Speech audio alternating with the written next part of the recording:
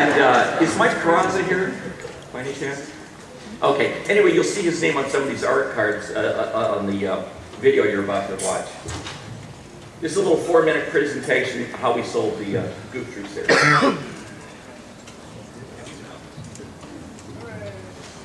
I hope. Disney Studios has always had 3 superstars, Mickey, Donald, and Goofy. And we decided it was about time to give one of those superstars his own show. So I want to introduce you to Goof Troop. And in it, Goofy is now a man of the 90s. He's a single cat living in suburbia with his 3 phones, 2 TVs, 1 cat, and a very contrary 11-year-old son. Let me take you through a day in the life. An alarm clock goes off. It belongs to good old Goofy, that good-natured klutz whose motto is, "A day without sunshine is like night." Goofy embraces the dawn like every other obstacle in his life with boundless and bumbling enthusiasm. Now I want to show you a difference. Here's his son, Goofy Jr., or Max as he likes to be called, because he hates being saddled with an adjective like his father.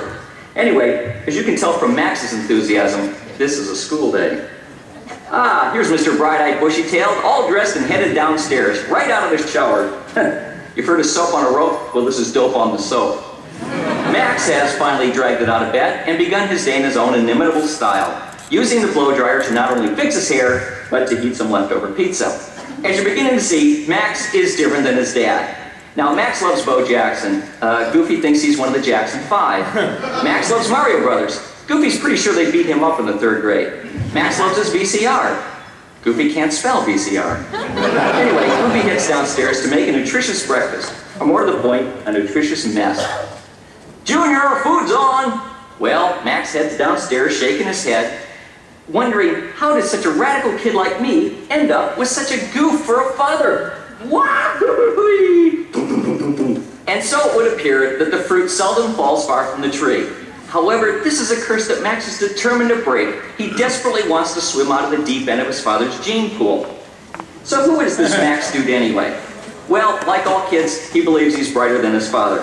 He's a wisecracking little headbanger with big ideas that always go awry.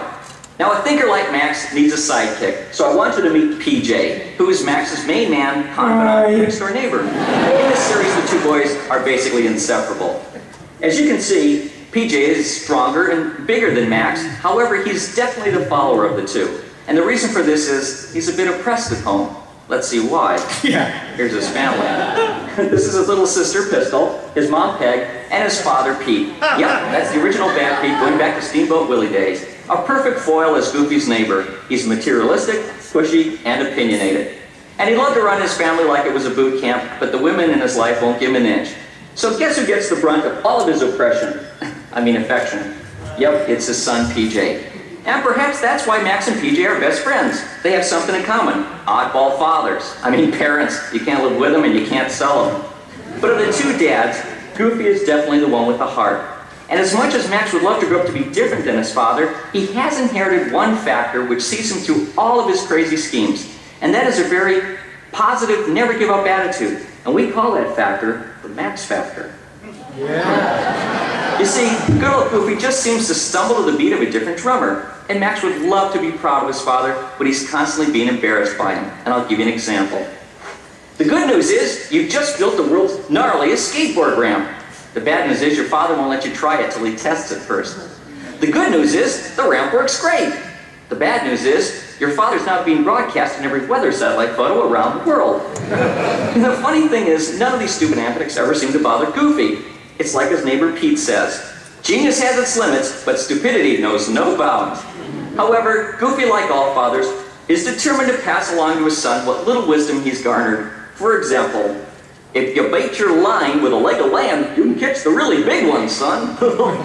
But you know, through all these crazy escapades, the one thing that Max learns is, just when you're convinced your folks are totally useless, they're there for you when you're totally useless. So relax, Max. Your father ain't so bad. He's just goofy. And let's face it, kid, you're a little goofy. Welcome to the Goof Troop, kid. Wow.